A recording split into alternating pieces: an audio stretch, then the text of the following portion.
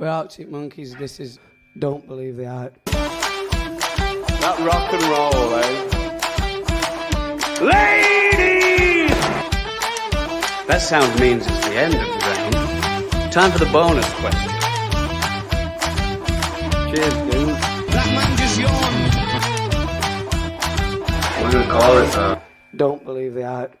Hello and welcome to Don't Believe the Hype, your weekly podcast taking a look at all things Arctic Monkeys in discography order. Wrapping it up, aren't we? It's good. It's very informal. It's like the last week at school, you know, where you can like bring games in and stuff. You know, like the last week of school where no one really gives a shit. The teacher's already on her holidays. She's already half pissed.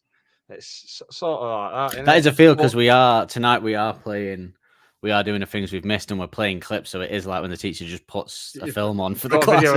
It's a bit of that, yeah. It's good. It's good. I like it. My favourite type of vibe in life, to be honest, is that like last week at work or school vibe. I love that. Basically, you don't have to do anything as your favourite live. Well, you still seems like you're doing something. You can feel like you're doing something, but you're actually doing fuck all. That's your vibe? Yeah, I'm in school. I'm definitely doing something. That's how it works in my head. I'm at work. I'm going to get a paycheck. I'm going to get my pay slip at the end of the week. So I am here. I might not be doing anything, but I'm here. And isn't that an insight into a life? Right. So you've been listening to us Don't Believe the Hype for 2 series now, with us covering Whatever People Say I'm That's What I'm Not and all the associated B-sides and songs of the era. We've done the same with Favourite Worst Nightmare. But you probably listen every week thinking, well, you missed this, you missed that. Well, no more, Dan. Up with it. I will not put. If anyone gets in touch after this episode at arcticmonkeyspodcast@gmail.com and says we've missed anything, I'm going to use them internet powers to find out where they live and go and hunt them down. We'll probably in all fairness, we don't miss too much, I think, so far. Because this list of some stuff here that we've missed, obviously we're going to go through. But I don't think we don't get a lot of communication saying we've missed stuff, so I think that's good. But so yeah, we're going to be saying a few things we've missed. We're going to be playing some lovely clips of Matt and Alex talking about things that we've missed from the Whatever People Say I Am era, and Alex and Nick doing the same for Favourite Worst Nightmare. So a bit of a mix up there. And yeah, we're going to be doing that. But before we do, just say at the time of recording, the car tour's just finished. So you'll be able to get our special episode marking a year of the car in your podcast feed. You will. You'll have had that a couple of weeks ago now. So, but it's hopefully you liked it. I thought it was pretty good, actually. Quite enjoyed that. I thought it was very enjoyable. The car, tour, and I went to a gig. I just went to Comparison the other night, Blink-182. And one thing that struck me after that gig was that there was a few bits where they played some of the new stuff. You know, stuff that I don't know. You know, I don't. Ever since about 2004, I've not listened to much by them that I've enjoyed. Don't really care when it wasn't the original lineup. You know, stuff like that. I'm just not into that. But when they played about 4 of the new songs, something like that. Didn't get angry. Didn't get annoyed. Didn't go just play the old stuff. Didn't walk out going that was shit. They didn't play. We played too much of the new stuff. Like I don't feel like I'm 14 again when you play this. It's funny how some people choose to feel that way, is all it struck me by. Whereas otherwise, I just enjoy everyone. And a lot of people weren't engaging with those songs as much as they were the new stuff. Everyone just politely watched and had a little film on your phone. Maybe film Travis for a bit, drumming. I just recommend people doing that. If you don't like the new stuff, just film like Matt drumming or something. I go, he barely drums on the new stuff, so how can we? Yeah.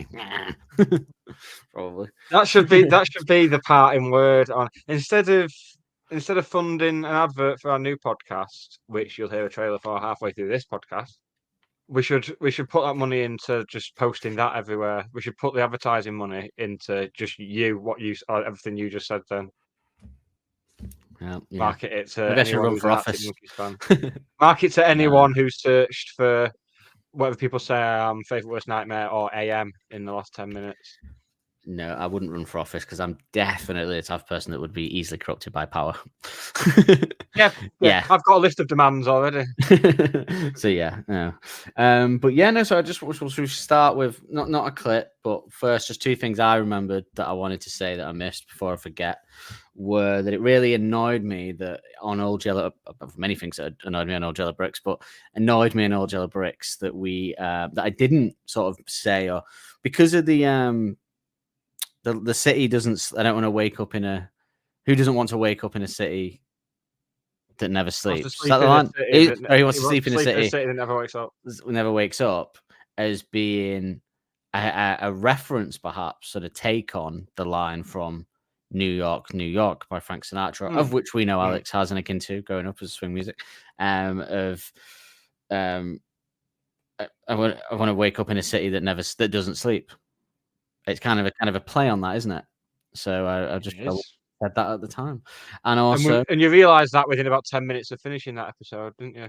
I did, yeah, and it really annoyed me. And then also the D is for Dangerous and Heavyweight Champion of the World have a similar vibe to them. Heavyweight Champion of the World by Reverend and the Makers, of which we know he had a hand in some of the tunes on this album. So I felt I think we discovered that as well when we were chatting. And we were like, oh yeah, the bass when you listen to it and stuff, there is a similar vibe between the two songs. They're both Sheffield bands and friends of the band. And that was when I'd found a clip of, I think they're called Maneskin or Manskin. They won Eurovision for Italy, but they're actually like a pretty good rock band. And they've got a song called I Want to Be a Slave that I noticed was very D is for Dangerous. And that's how we spotted that it also sounded like Heavyweight Champion of the World. It was a nice little Easter egg for ourselves.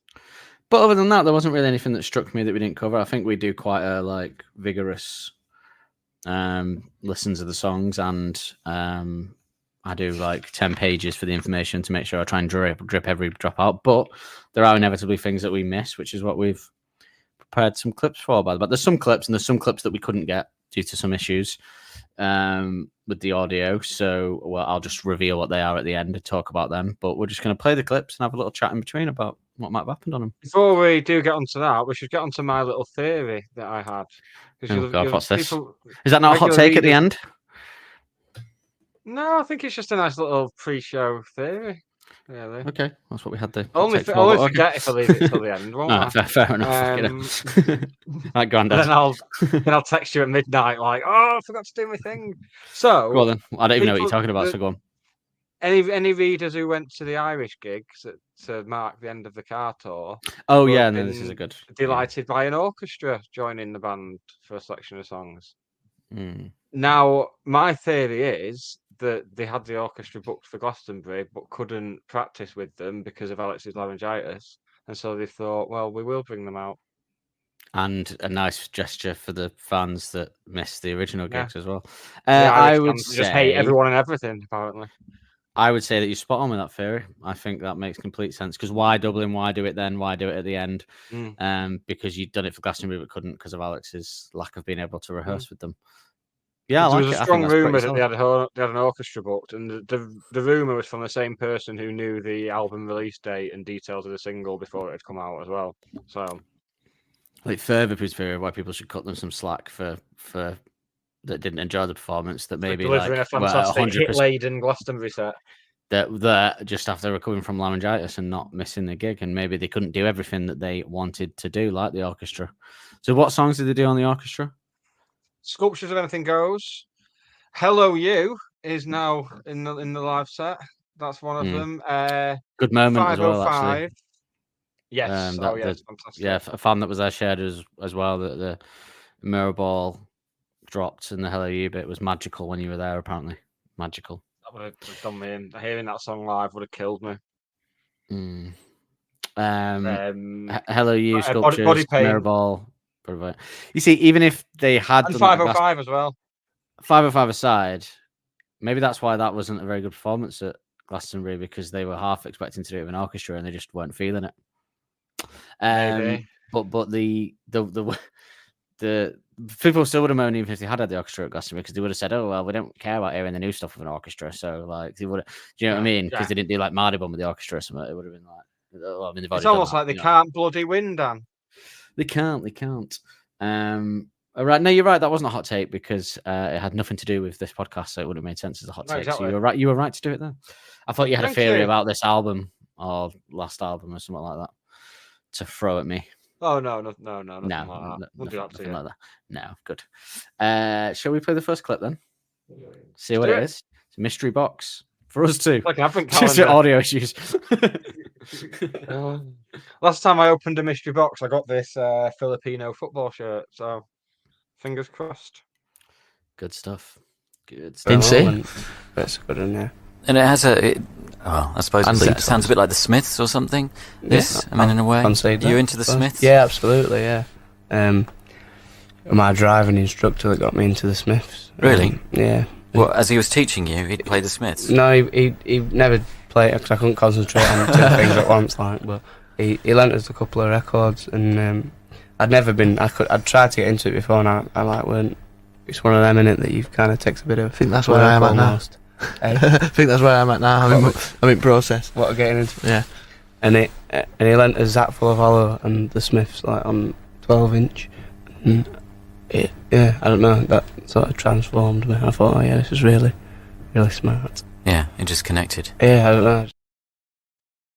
So there you go. Mardy Bum. As someone who's been listening to a lot of Smiths this week, I think you might have said that on the original episode about a Smith, maybe. You might have said that. I wouldn't have said it, but Yes, I think we maybe did. you did say it. Smiths did pop up. Yeah, interesting. They agree that the Smith sounds a bit Mardy Bum, but also that Alex's driving instructor got him into the Smiths there. And at the time of that, which was just as the album came out in 2006, Mr. Matthew Helders was just getting into the Smiths at that point. Listen to it. So there you go. It's not what you want when you're on a driving lesson, is it? Lyrics like, Well, he specifically said the bus crashes into us. he did specifically say that he didn't play it during the driving lesson because it would be too much of a distraction. For the best.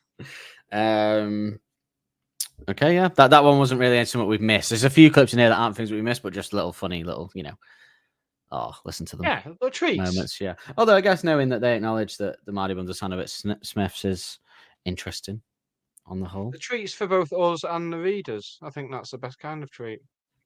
Yeah, it is. It's like a 69 of treats. They're getting something. We're getting something. Everyone's getting something. You went 69. That's good. Not Human Centipede. I mean, there's She's a fine an line ultimate between a 69. 69 and a human centipede, isn't there? Yeah, There is, but not as fine as you'd think. The force aspect is probably the fine line there, which is quite a big line actually, as I was told.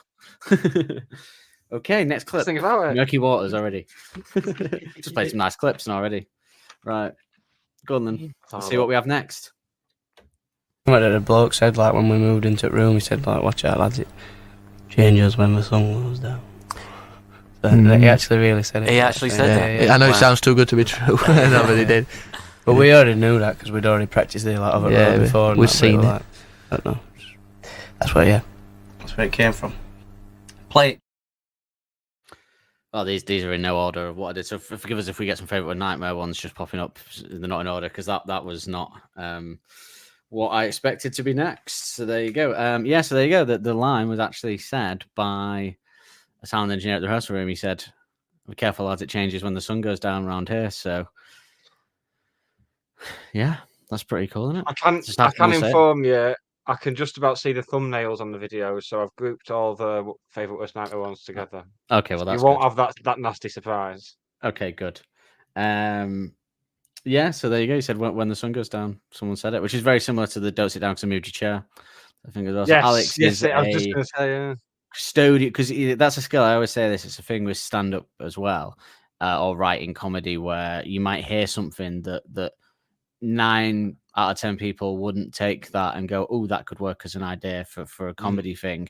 And it's same with Alex. I think he hears everyone else hears that, oh, careful, it changes when the sun goes down here, but in his head, a little stays in his head, and he thinks, "Oh, that's a good line for a lyric." Other people might just move on, but no, he's a wordsmith, so it lodges itself in his brain.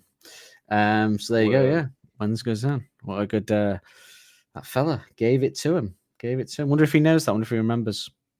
My experience with engineers at rehearsal rooms is that they're usually too high to remember anything. So, Yeah, I was just going to say that was very much my experience of them. surprised me and you don't run a rehearsal room. That could have been something we did, couldn't it?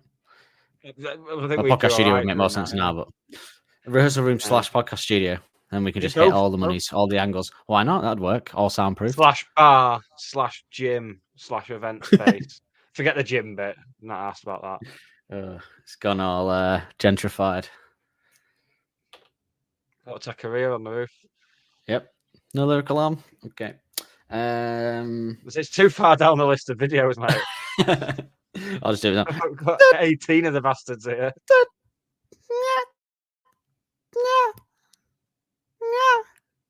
That's as close as I can get to it. I've got whales coming for the ship. Jesus. Okay, next one then. Let's see what we get next. So potluck, baby. Twisters for DJs, that is their new profession. We're doing an album playback of the new album. Whatever people say I am, that's what I'm not. And that was, you probably couldn't see for the lights, but you were looking straight at me. Does it say looking on yours or staring, by the way? Staring. It says looking, and then on the finished copy, I forgot which it is now. and on the finished copy it says staring. Oh, So that'll I've be been it then. reading out the wrong title. It's fine. I Gone from a look apologise. to a stare. No, it's alright. It's all right. I just wondered. We'll just what keep it it a mystery because I never remember Who anyway. cares? It's that and what's got a long title. Yeah, Everyone the one remembers. with the Yeah. long What do title. you You probably prefer- couldn't what- see. How do you refer to it? The one with the long title, or We just call it. You probably couldn't see, or Yeah. I think. Yeah. probably. Which It's- sounds we like said it's we'd about never something do. completely different. No, yeah. You probably couldn't see. It was just a bit, yeah, it was just. We a were bit just have a annoying. joke like When about Ben- when. Yeah. Well, Go on When then. bands like when bands start Like old touring school and, bands. and they start like shortening all the songs, like. and we just 'cause thought they we always start used to like- find it funny, and then we do it now. Like, oh, should we play dance floor? It's like, It's very bad, yeah. but you get caught up in it all, don't you? Let's see. Banter. Top banter. Yeah, interesting because I think we had a discussion about that on the first album about when it said like different on Spotify or something like that, and then on the we'd always said we said it as staring was what we said it as, but looking was on something. We had the same thing with Chun-Li as well, didn't we? Yes, and that's again. So, Chun-Li's spinning bird kick, but some of them said Chun-Li flying bird kick. yeah, annoying. and so it sounds like that can just be something that gets like mistaken, which is unbelievable, really, to me. That can be something that they just get wrong or said. Like professionalism is, and that is what I want. But yeah, no, just that they have. Well, maybe it's just because Alex writes different. You know, he might. It sounds like he forgot, and someone said, "What's it called?" And he's just said the wrong title. So Yeah. bloody hell. And that's yes. Oh, Alex. But yeah, there you go. So even they don't bloody know. So are we supposed to know, eh? Yeah. What's right and what's What, not? what are we doing here?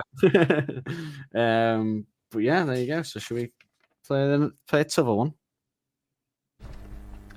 We did a lot of gigs when we were at like sort of.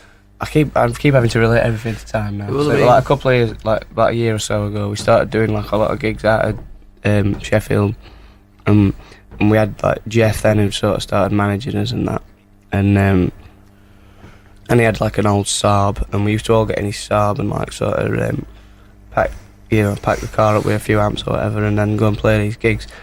And people, when you talk to him at home, always used to seem like, "Oh, what are you doing that for?" sort of thing. Like, "Do you get paid then?" How much It's money like- did you make?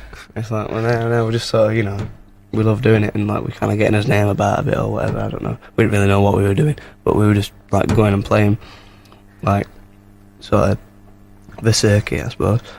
Yeah, and it was just kind of about them attitudes, and everyone's like thinks they're an expert on sort of how you get on in bands and that. It was like a reaction to that, but that's why I didn't just call it vampires because It's a bit I strong. think it is a bit strong. Like it sounds a bit. No, I'm loving these. Well, the reason I picked that one is because remember when we did it, there was a lot of people who said that the song was, and I think it was people on the internet, and then maybe a couple of listeners actually, I can't remember, but said that they always thought it was about the marketing, the gig, the people trying to sign them turning up at the gigs and that, and we were very strongly like, no, it's not. We feel it's about how people would snub them for, or take sort of not get why you do it and sort of take the piss out of you. Which, and I was just saying, we were right from the horse's mouth. We were right. It was that about that. I mean, I don't know why people got it wrong because the lyrics were pretty much just said that. It wasn't like we had some great insight. He said someone saying, "How much did they pay you? How much did they pay you?" You know what I mean, he pretty much just said what he said then in the lyrics. So but yeah, so that were vampires. How many are left from whatever people say on this, Nicholas? 2, I believe. Okay. Can you see the length of them there? No. Okay. Oh yes, yeah. One that's 123 and one that's 122. Okay. This is very interesting. Let's see what they are. Let's play the next one. There's one that's 107, but I think that's what I just played then. Okay. Should I just check? Okay. We did a lot of gigs. When were it like? Same one. I'll delete that then. On Right, as two form more as from usual. what people say. Music came from. I don't know. I do get to sing a lot on it though, so Yeah. we'll mention that. Yeah, how do you work out the backing vocals? Because the backing vocals are I don't great know. on Arctic Monkeys songs. Yeah. Well. Probably when Al runs out of breath, or well, not on this case. This was just to be a bit special and have two different We've been said things at once. It's been said, isn't it? Best backing Best vocals BVs in Britain. Has it? Well, just for a bit I of might get an award. alliteration. Yeah. Best BVs in Britain. Yeah, I want to vote for that award. Yeah. I mean, who else has got? You've got it. Yeah, you've got it. Who challenges us? These are other things that you go for to try and be different. Yeah. So I mean, obviously other drummers sing, but But only not, La and ooh. No. but not quite as And well no. as you, Matt. No. Yeah, no, we're kind of. I don't know. It's always interesting to bring Yeah, the other people don't expect it, and especially when we all sing as well. That always looks good. Like we've always said that. Like when everybody comes up to the microphone, it just seems to look like energetic. Yeah, they're multi-talented. They can sing as Yeah, well as play exactly. instruments. But it's like, Yeah. looks good. We'll be harmonising next. Yeah, no. Hope so. Yeah. And this is the next track on the album. Whatever people say I am, that's what I'm not. You probably couldn't see for the lights, but you were looking straight at me. Staring. So yeah, bit of the insight into the backing vocals there, and but I thought it was interesting because they make a little joke about harmonizing and stuff like that. And well, look ahead to the future, boys.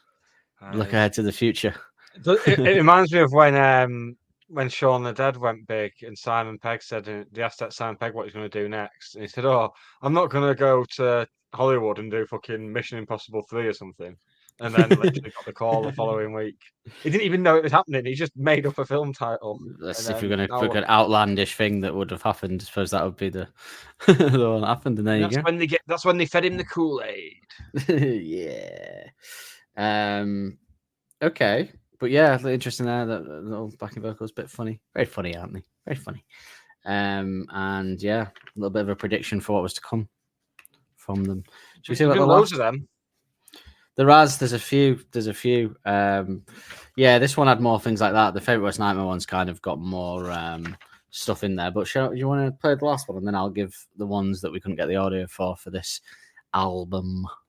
I mean, when you write the words and stuff, do you discuss them with the rest of the band? I mean, yeah, do you discuss like you say you've got a few ideas? Do you discuss subjects with Matt and everybody else? It's and then kind of go away, come back, and I've written this about what we were talking about the other night. Or, Yeah. We could there's different things we do. Like sometimes we can tell, like if we do something, like we can all tell, like this would be a good subject for a song. Like if there's something we've done when we've gone out that we won't forget because it was that funny or that strange or whatever.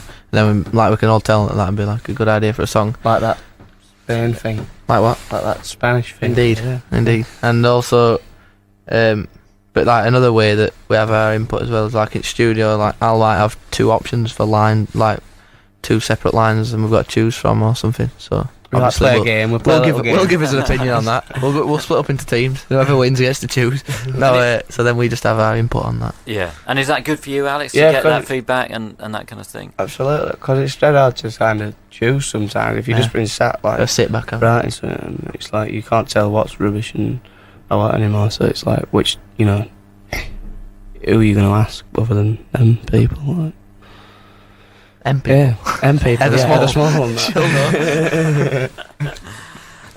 Thanks a lot. I'm going to play a certain romance and just little M people joke there from them. My thing with that was that I found it quite interesting. And I think we played that clip before because some of it, not all of it, but on Matador because of the Spanish thing. But I just find it interesting that I think I said it then. That I always assumed it was Alex that just wrote him on his own and kind of the band just accepted it. But the fact that it's more of a collaboration, interesting that he offers alternate lines and they pick them as well. That's very intriguing as a concept. Just which one of these do you think's better? Take your pick. At least when we find, maybe that explains the shaggers perform and the daggers are drawn. Maybe that's that. Jamie picked that one. Yeah. It's like, we're having this on our walk. No, I reckon that's the one line in the whole discography. He was writing the lyrics to that while they were recording 505. You know what I'm going to say? And he was like, right, I got this line and it's like, it's quite deep. And then I've got this other one and it's a bit cheaper, this one. The Shaggers, and Miles came in and went, what's this, lads? And he went, oh, definitely that one. As soon as he saw the word Shagger. For some reason, he was like, he just had a sip of Lucozade and was putting the cap back on before he said it as well. I don't know why. Feels like a very Miles thing to do. We're walking with an original Lucozade. Well, if that's what they're doing, if they're having like a little vote on like between two lines, because Jamie had a hand in "Kiss Me Underneath the Moon" side boob in Tranquility. Well, so he said I wonder it, what it didn't was that got rejected. I wonder what the one was that didn't Well, fit. he said it, didn't he? He said it out when they were out together. Yeah. He just said it. That's another thing that Alex took and kept in his head. I can just imagine Jamie saying that as well. Like, looks a bit like a side boob. And they're all looking at me. All I can think of now is him in, you know, that compilation video of the margaritas being made. There's like a thing of that, and there's a bit on there where Jamie's just like dancing, and he stops and looks at the camera and goes, "You know what's really weird?" Like that's just a thing that I'll always think of. You know what's really weird? His voice always surprises me, because you just don't expect him to have a much deeper voice than he does. Yeah. It's like a trap boy. Okay, well, the stuff that we couldn't get the audio for there was a little bit of a clip, nothing too important about the artwork, where they just said that they were like in a hotel room in like Japan or something, like up until like 6 a.m. trying to decide which of the artwork to go with for the album. And then he says, and then Alex makes his catty comment, which is because these people, they always want everything about 6 years before they need them, don't they? Already annoyed at this. And then there was a clip where, this was interesting. So he says that the opening line is very clever. The interviewer says the opening line is very clever for View from the Afternoon. And what a great way to start the album, and makes sense when you've got all this hype to do that. And then Alex and Matt point out that it was a complete coincidence that they only realized the other day themselves when someone said it to them, and they were like, "Oh, that is a pretty good opening line, isn't it?" To say all that, they just decided to put it there because that was the one that the song they were opening with live all the time. They thought it was a good opener, but the lyric being that is just fortuitous. Like the lyric is that because that's what the song. Yeah, because that's what the song is about, obviously. So that's why it's the first line. But yeah, the fact that it kind of sums up the album and stuff as well is, there you go. So it wasn't planned. Well done, lads. Yeah, and the other clip is you make your own look, don't you? The other clip is "Dancing Shoes." Turns out was the oldest song on the album. They wrote it in 2003, and was one. Miles won't be interested in it then. And they opened, God, they fucking hell. They opened. It was the first song they wrote that they felt like was a proper song, because they had like Sticking to the Floor and stuff at the time as well, and that was. I suppose, it is. I mean, even though we see it as basic now, but yeah, compared to Sticking to the Floor and Curtains Closed and stuff, then yeah. But I think Dance Floor must have been, because I think he said Dance Floor was one of the first proper lyrics he wrote. So. But I think they thought maybe they thought Dance Floor was basic as well, based off other stuff they've said after. But yeah, so shall we move on to the favourite worst nightmare? See what clips we have there. Maybe these will be in order. Maybe they won't be. Maybe we got them all. Maybe we've not. Well, we'll find out now. Well, there are a total of 1, 2, 3, 4, 5, 6, 7, 8, 12. 11, 12. Well, I have 13, so we're only missing one. So that's all right, isn't it? Right, isn't it? Yeah. Yeah, it sort of fits. We missed 4 altogether. Excellent. Right, let's have a look. I want to say that. I don't know. No one's ever had a song called Balaclava, I don't think. Yeah, so this is a bit of a first. It sounds like it's... and I've been trying to work out what it's all about. It sounds like a life of crime or something.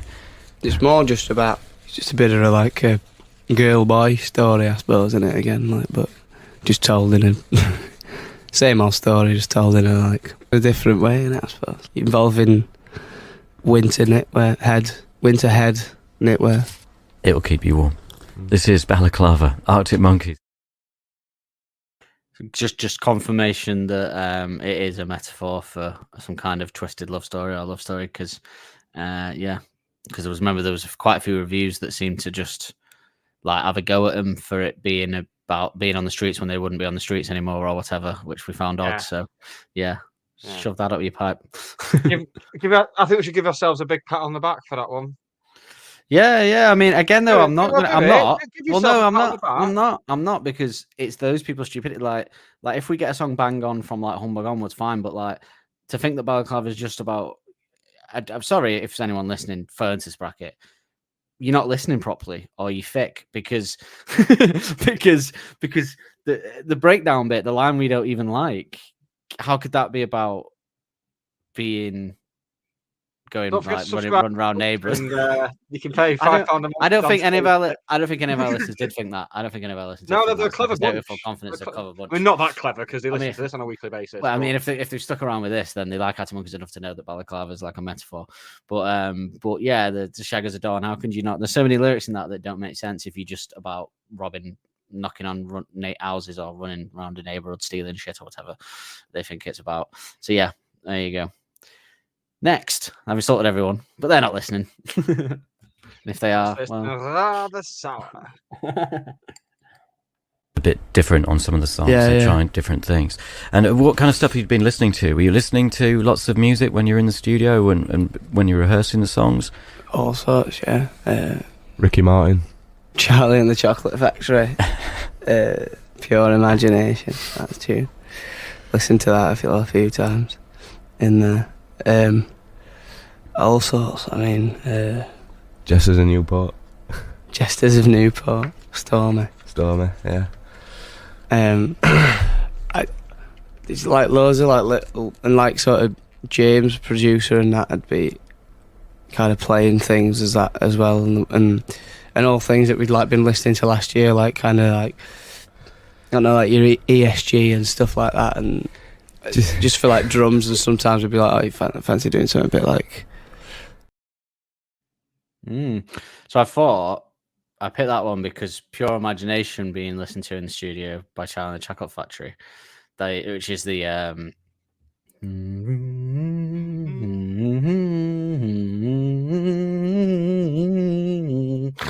I found that interesting for songs like Flesh Adolescent. And Teddy Picker, ones I think we've said it before, like songs that have this kind of almost childhood essence to them. Yeah, and I thought, well, maybe that's where that came from. If they were listening to Pure Imagination from Charlie and Chocolate Factory, maybe that's where that seeped in. Flesh Adolescent does almost sound like a malevolent nursery rhyme, doesn't it? Well, we get a bit of something on that, unless it's the clip that's missing. But if not, then I'll go for it. But it's missing now. They're typical, isn't it? No, actually, not more on that. There is something when we play that clip. Okay, well, I'll tell you because I can't set it up. But when we play that clip, there's something Alex says. So keep your ear out when you talk about Flesh Adolescent. Keep your ear out for something Alex says, and I want you to try and think what you think I'm going to say based off that. And that's only really I can describe it. So yeah, we'll get it. Should we listen to the next one then? Being a bit weird. Yeah, well, their sense of priorities and what's important and not important. Maybe, yeah. With a little nod to Duran Duran near the Always, end. yeah. Always. I had a premonition. I don't know, I must have had like some kind of premonition involving like Simon Le Bon, where he forced us to put Duran Duran like references in songs. Because I don't even know that much about Duran Duran. I've seen the documentary that you get like in like a blue suede case. Have you seen that one? No, I haven't. It's gone on the DVDs in like a blue suede case. Might not be suede, but like certainly it's not like plastic. It's like a pleasant to touch. Yeah. Plus he's my dad in it. So. Yeah, Le Bon, that's the next step. So it's good to get him involved. Yeah, but I don't know. Don't know where that comes from. Don't even know that many Duran Duran songs. Forgot Nick was on those until he spoke then. He's funny on some of them actually. But yeah, no, so you go, Duran Duran. Not like even he doesn't even consciously kind of be a Duran Duran fan and put them in there or anything. They just kind of seeped in, I guess. And that's where it ends in it, really, I think. Is there Yeah. He's gone from saying always. When he said always, I was like, you fucking liar. Not always. So yeah, little Duran Duran thing there. But on the Charlie Chocolate Factory thing as well, I always got a bit of from the artwork to Favorite Worst Nightmare, and this probably doesn't even make any sense. But you know the bit in Charlie Chocolate Factory when they go through the tunnel and it all goes a bit psychedelic. I always get a bit of I always felt like Favorite Worst Nightmare and that scene of a bit of a vibe and artwork and maybe sound in places as well. I don't know if that's what Pure Imagination turns into. I don't think it does it? Pure Imagination's near the start. I haven't seen it for a long time. Yeah, got the new one coming out though, so we can wait for that. We need. They cast the wrong person for me anyway, so we haven't it. Sorry to fans of What's his face? What that fella? Timothy Chalamet. Chalamet, yeah, because it should have been. It should have been the fella from The Bear, who looks exactly like a young Gene Wilder. Gene Wilder, like exactly. Yeah. So there you go. But anyway, that's not what to talk about. Should we see what the next clip is? This next clip, although actually they were in order, so I don't know what happened there. But this next clip might be the one with. So remember, listen, keep your ears up for what you think I got might like say after. The beat off this, like, you know, like it was like inspired by this tune, this surf tune. And then what a particular track. But I don't like say, then you'll know which one we ripped off. Might get sued. Yeah. Oh, yeah, it's always good to be open about these things. It's not like quite the same. Yeah, but you're inspired by. But yeah, exactly. Yeah, there's a million like tunes with that. Not stolen, inspired. Borrowed. Yeah, and. So that would just do me a favor, by the way. That was I couldn't set it up before because of the issues, but so yeah, they were inspired by a surf track, but they won't say which one, which intrigues me because there's a surf track out there somewhere that sounds like the start of Do Me a Favor, perhaps. Oh well, if anyone it can could be any really. It could be any really, couldn't it? Like that kind of drums and that bass. A lot of surf music sounds like that, doesn't it? I'll be finding playlists on Spotify and having them on all week in the hope trying to find out. Well, if you find it, you can tell us next week. Yeah. But only in the pre-show chart. So if you need to know, you're gonna have to subscribe. Nah, we won't do that to you. We're all thick anyway, apparently. No, not this lot. The bad ones. Not these cunts. Do the bad ones. Oh, I'm sorry if you don't know that. Even if you listen, I'm sorry for calling you thick. But if you don't know that, if you didn't ever think this is a metaphor based off these lyrics, then I don't know what to tell you. Really, we've just lost a subscriber on Patreon. Good riddance if you're that thick. No, I'm joking. Right, come on. Probably press the wrong button on account of being thick and everything. I'm sure everyone listening to this got that. Everyone got that. But who am I to say? I didn't even get the drug reference in Fairy Tale San Francisco. So who am I to comment on everyone? Really, this is true. Yeah, but that's just because I'm a good boy. Should we play the next track? Got like the beat off this, like, you know, like it was like inspired by this tune, this surf tune, and then what a particular track. What you said about people being thick, Nick? Yeah. Sort of, it was kind of the most jolly in a way, but sort of we wanted to make it like so jolly that it was a bit sinister and like try and make the guitar sound like evil toys or something, and a bit of like a fairgroundy kind of. Yeah, like if you can imagine smiling at someone and squinting at the same time, it's a bit like that. Yeah, and a misty fairground, evil toys, and a smile and a squint.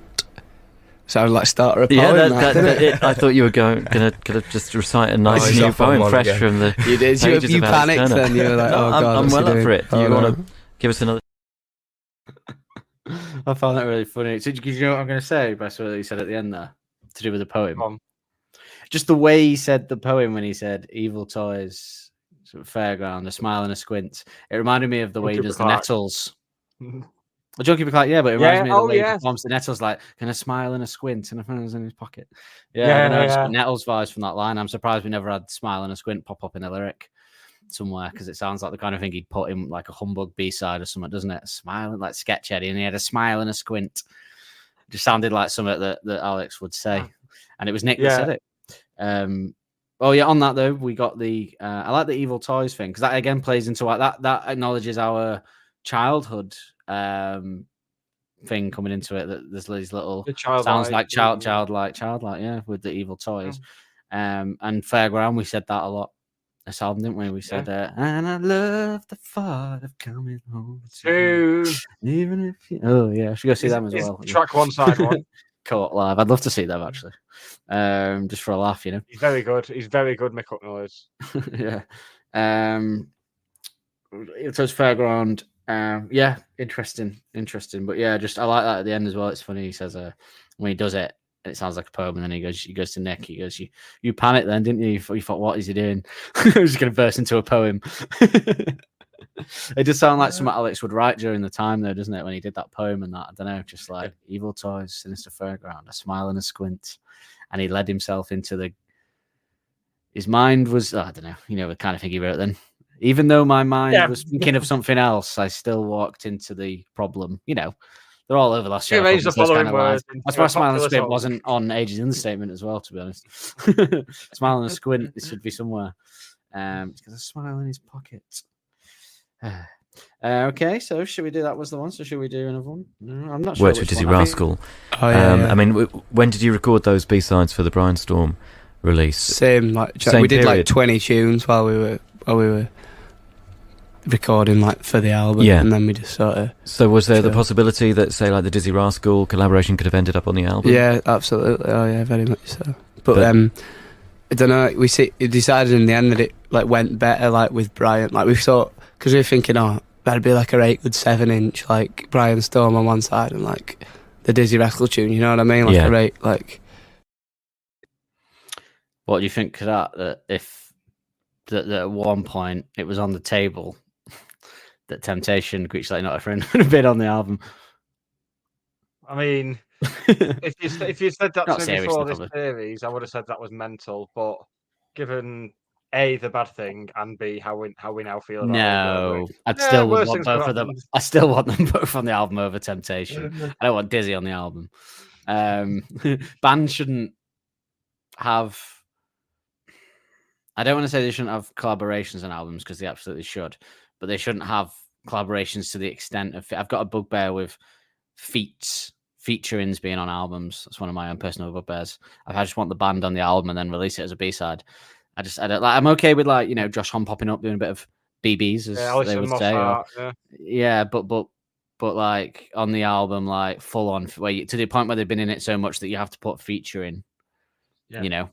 Nah, because it wouldn't be like Arctic Monkeys, Josh Homme on say Knee Socks, would it? On Spotify. No. So that's what I'm against. Yeah, don't like it.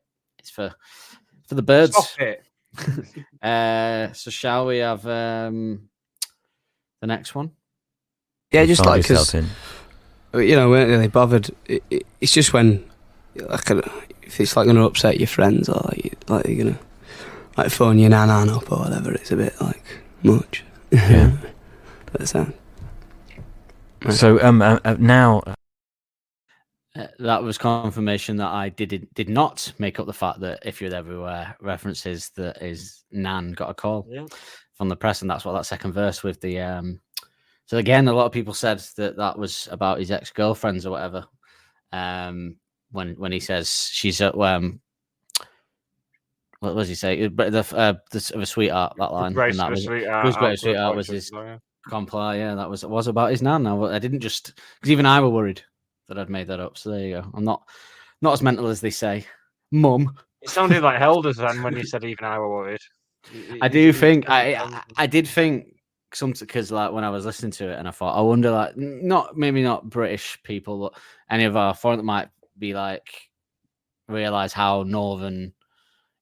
Comparatively from the clips to us speaking, how northern, how we all like us, and even though they're from Sheffield, we're from we're all we got this low center of gravity of a voice almost. That's it's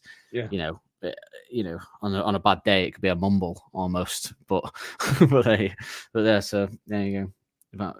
British people, Northerners, they'll get it. Yeah, I'll get it. Top people. Let's go next one. Yeah, interesting. Yeah, just because we weren't really bothered. It's just when if if it's like gonna upset your friends or like you're gonna like phone your nana. Free times, listeners. Free time. I need to keep remembering to delete them after I've played. And this is track 8 from the What album. A little post? bit spooky. What were you saying, Nick? Sorry. I wasn't saying anything. Is that about a post? Something about a poster. I What a big didn't. picture of you with your pantaloons on. That's what they No, want. we were gonna do like the McFly thing with like a picture of each of us for the different covers. Like. There you go. I think it would have worked. Now we will. But this house is a circus.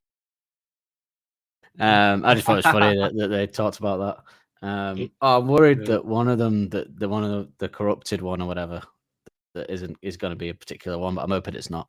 I'm hoping it's just the one about the recording process that didn't make the cut, because that weren't that. Like, it was just where the different places they recorded were, but it weren't that interesting. So I'm hoping it's that one, because there's one that I wanted to play because it made me laugh. So I'm hoping it's not that one. But shall we go to the next one? Imagine if they had done that though. But almost. Like if they had done that But on. almost. Oh, if they had done that on this album, because it almost would have worked on this album to have like the picture of each of them, because of the kind of the house thing with the 4. Yeah. Almost could have worked. And then Miles hanging out the window with his ass out because the woman's husband's come back. Yeah, near one of the cocks on the wall. Like some 70s ass. Basically, we've turned Miles into the character from Balaclava, which you'd understand if you went thick. All right, shall we do the next? Oh, did I delete that video then? Well, we're going to find out now, aren't we? We'll find out, won't we? No, I think down to the last 4. They're almost like a kind of a follow-on from Fluorescent Adolescent in a way. Like it's almost like it could be about the same person. Right. And then, but I suppose this is more like in like a story way, and she kind of wants to escape or whatever. But once she escapes, she kind of will realise that she's sound anyway. Yeah. She was. So that's what Dorothy was right about, you know. So, Oh, there it is.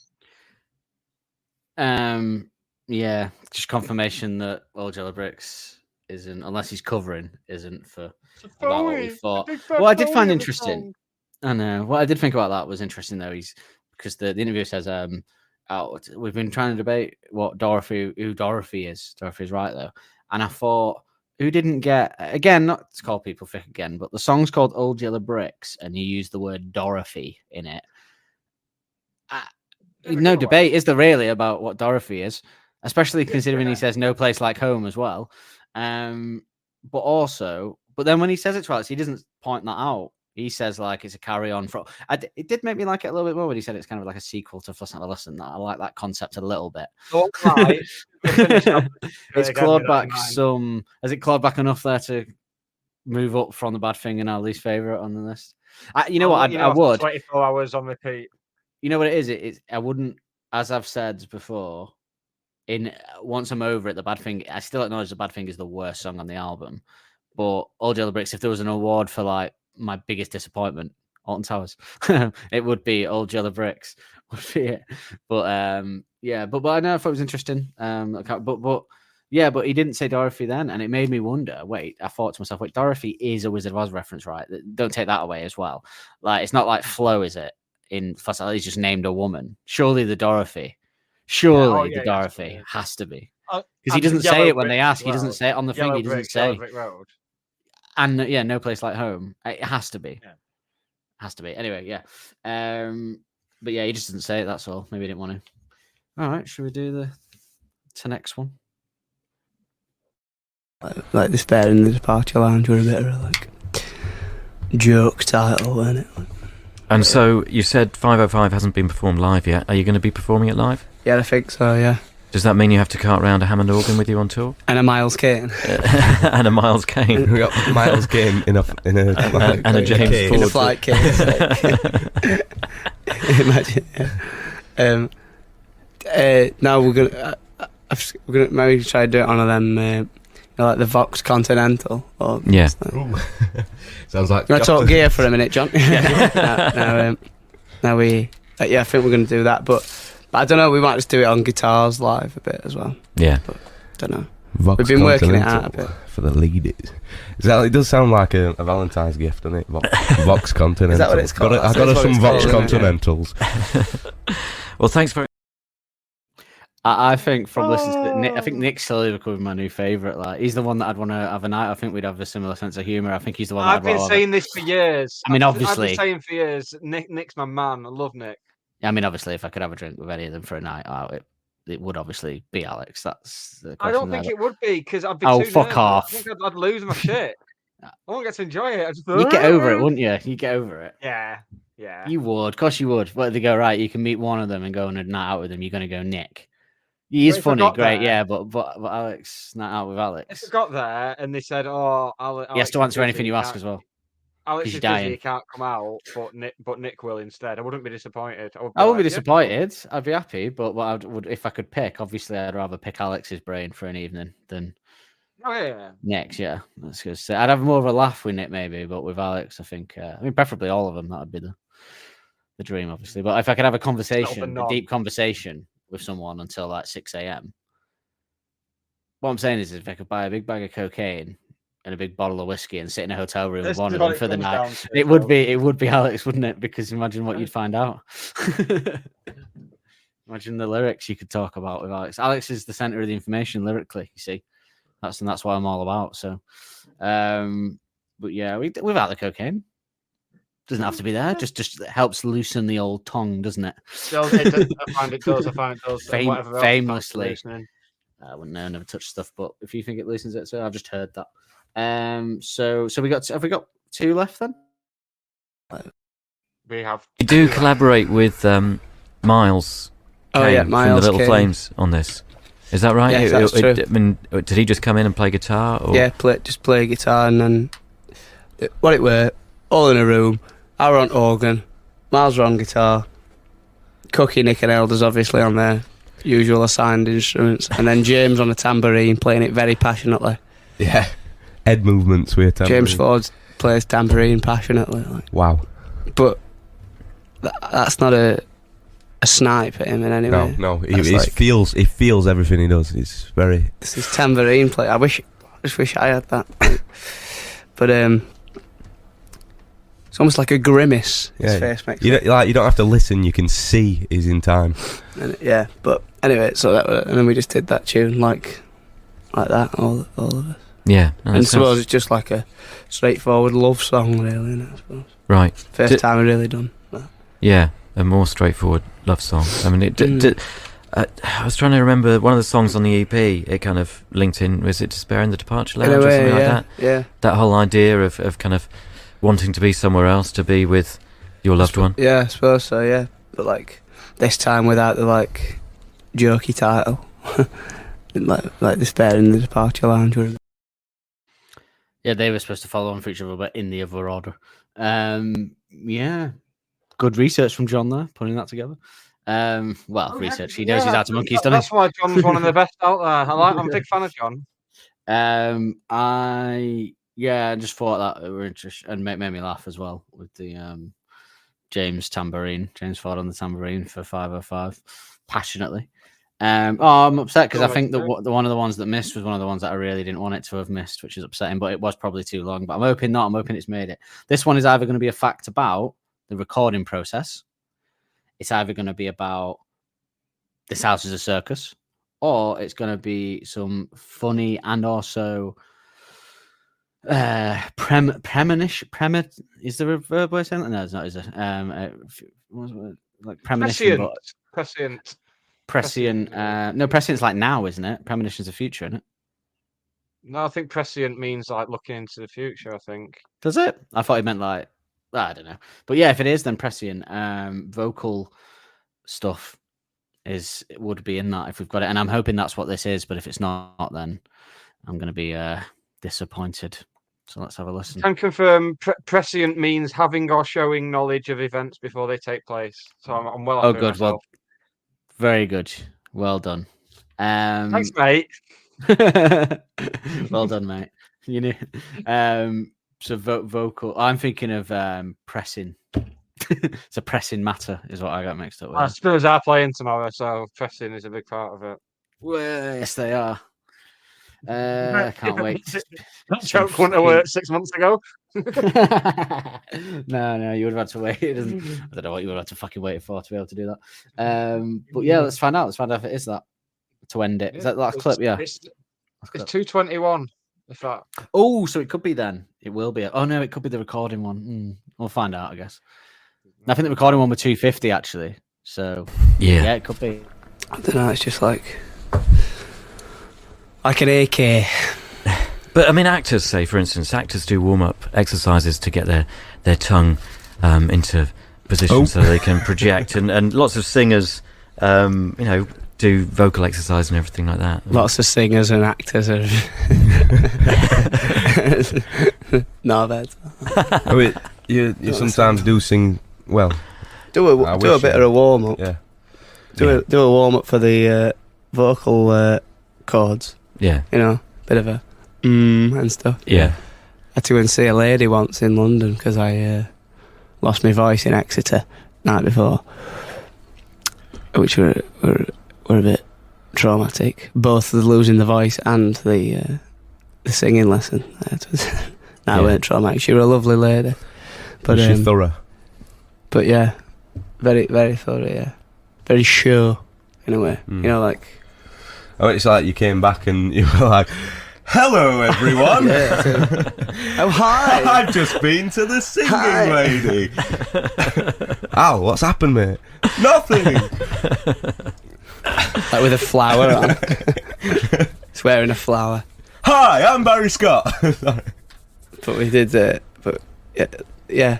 How did I get onto that? I think. But she told me to warm up. Right. Yeah. And then I had to see this lady in Sheffield for a little bit as well. Like she did a bit with Richard actually as well. Richard Hawley apparently, I think. Ali Eve Cook. Yeah, she helped us out for a bit actually. Yeah. Taught me how to warm up, a few exercises. Comes in handy. Yeah. Well, I think it does. I mean, that's the reality of it. And when you're singing night after night, it's tough on the old vocal cords. That's even tough.